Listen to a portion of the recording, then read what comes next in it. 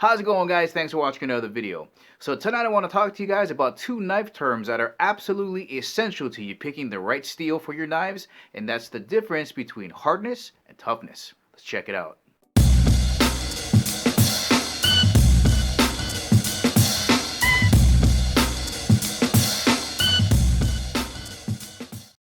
Here we go. Hardness versus toughness. So hardness for us in terms of knife steel is explained in terms of Rockwell hardness. So if you look at a knife steel, it'll say something like 58 Rockwell hardness, or for us, Goldilocks zone is from 58 to about 61. Anything harder than that is just way too brittle. It's going to chip and fracture a lot easier than it's supposed to. So we really want to hang around 58 and right around 61. Now that's measured with the machine with a little diamond bit on it. It presses down into the steel and it gives a reading, and that's what gives us the Rockwell reading. Now toughness, you're not going to see a toughness rating anywhere or any kind of measurement, but for us, why this is important, because it tells us how much energy or how much pressure it takes before a blade fractures. So two totally different things. Maybe you can consider this something like flexibility, not so much elasticity, where we're kind of seeing how it can snap back into shape, or plasticity, you know, how much, what is that point where we can bend it and it's not gonna go back. None of that. We're just worried about how much energy it takes to fracture that blade. Now, the reason we care about these two measurements here is because it directly affects some of the other things that we really want as knife owners, and that's edge retention and the ease of sharpness. So just for example, let's say we have a knife that is high on the toughness scale, right? So it's kind of soft, it's very tough, it's very bendable. Because it's so soft, it's probably not going to have the best edge retention, so it's going to be a little bit lower on this side.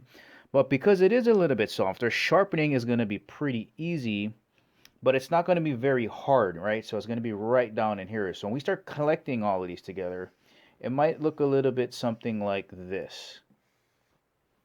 Now, if we go the other way around, this diamond is going to change sides, right? So let's say we got something that's super hard right over here. Because it's very hard, the toughness isn't going to be there, right? It's going to be very brittle, prone to chipping. So it's probably going to be right around here for toughness. But because it is so hard, it's going to have really good edge retention. And again, that hardness is going to make it extremely hard to sharpen. So now the diamond is the opposite direction. So normally we don't want a knife steel to be too hard, because let's say you're out there with your survival knife or an everyday carry knife and you happen to hit something and chip it. Now you are forced to sharpen a really hard blade. And I don't care if you're an experienced knife sharpener, especially if you're a beginner, sharpening a really hard blade is difficult. Some people actually just use a grinder to speed up the process. So even though you have superior edge retention, the odds of you damaging and chipping the blade are very high. Now on the other end, the toughness area, if it's very tough, it's soft, there's a good chance that you're going to roll your edge if you hit something that's too hard. And even though it's very easy to sharp, you may spend a lot of time just taking out those rolls and dents on your blade. So it's very important to find something that's in your price range that's very balanced. All right, let's have a look at this graph right here. Now, I got this setup from Blade HQ. The only thing I didn't like about their setup was they had toughness as a title in this area. So I just have strength here, because I wanted to put corrosion resistance down here. So just for this example, let's say hardness and toughness are in this one area. What I'm trying to show you here is us as knife owners are very fortunate, because there are many different types of affordable steels. Like let's say are going to go here, here, here, and here. This is a well balanced budget steel, like let's say 8CR 14 MOV from China, or even OS 8 from Japan. You know, it's got good all-around performance, but it's kind of budget. Then you got like your I would say what, S30V. S30V would be an example of, I could guess, like a premium steel, where it would be like here, here, here, and here.